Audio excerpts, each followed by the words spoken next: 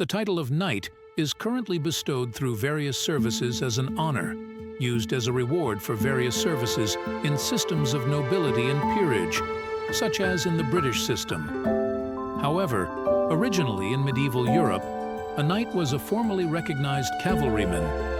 Medieval knights began as professional cavalry warriors, with some being vassals holding lands as fiefs from the lords in whose armies they served, while others were not enfeoffed with land.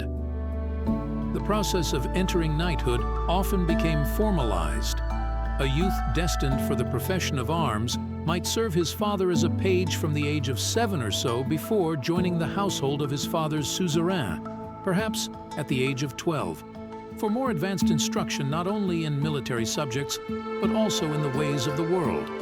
During this apprenticeship, he would be known as a damoiseau, varlet, or valet, until he followed his patron on a campaign as his shield-bearer, écuyer, or esquire, or as the bearer of his weapons, armiger. When he was adjudged proficient and the money was forthcoming for the purchase of his knightly equipment, he would be dubbed a knight. The ceremonial of dubbing varied considerably, but a common element was the use of the flat of a sword blade for a touch on the shoulder, known as the accolade of knighthood.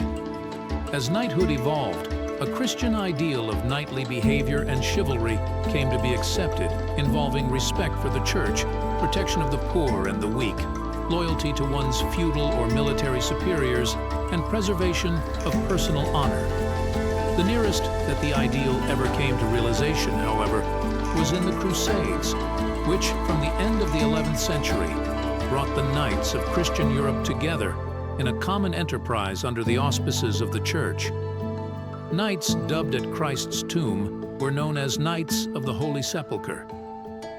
During the Crusades, the first orders of knights came into being: the Hospitallers of St. John of Jerusalem, later the Knights of Malta, the Order of the Temple of Solomon, Templars, and rather later, the Order of St. Lazarus, which had a special duty of protecting leper hospitals. These were truly international and of an expressly religious nature, both in their purpose and in their form, with celibacy for their members and a hierarchical structure resembling that of the Church itself. However, it was not long before their religious aim gave way to political activity, as the orders grew in numbers and wealth. At the same time, crusading orders with a more national bias came into being. In Spain, for the struggle against the Muslims or for the protection of pilgrims, the orders of Calatrava and of Alcantara and Santiago, St. James, were founded in Castile between 1156 and 1171.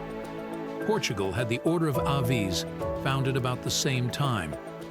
However, Aragon's Order of Montesa, 1317, and Portugal's Order of Christ were not founded until after the dissolution of the Templars.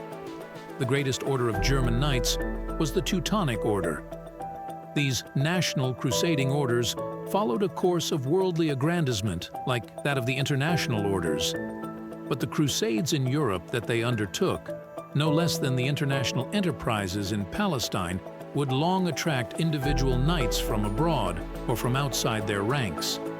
Between the end of the 11th century and the middle of the 13th, a change took place in the relationship of knighthood to feudalism. The feudal host, whose knights were enfeoffed landholders obliged to give 40 days' service per year normally, had been adequate for defense and for service within a kingdom. But it was scarcely appropriate for the now more frequent long-distance expeditions of the time, whether crusades or sustained invasions such as those launched in the Anglo-French Wars. The result was twofold. On the one hand, the kings often resorted to distraint of knighthood, that is, to compelling holders of land above a certain value to come and be dubbed knights. On the other hand, the armies came to be composed more and more largely of mercenary soldiers, with the knights, who had once formed the main body of the combatants, reduced to a minority, as if to a class of officers. The gradual demise of the Crusades, the disastrous defeats of knightly armies by foot soldiers and bowmen, the development of artillery, and the steady erosion of feudalism by the royal power in favor of centralized monarchy. All these factors spelled the disintegration of traditional knighthood in the 14th and 15th centuries. Knighthood lost its martial purpose and, by the 16th century, had been reduced to an honorific status that sovereigns could bestow as they pleased. It became a fashion of modish elegance for the sophisticated nobles of a prince's entourage. A great number of secular knightly orders were established from the late Middle Ages onward. For example, to name but a few, the most noble Order of the Garter, Order of the Golden Fleece. These honors were reserved for persons of the highest distinction in the nobility or in government service, or more generally, for persons distinguished in various professions and arts. In the United Kingdom, knighthood is today the only title still conferred by a ceremony in which sovereign and subject both take part personally.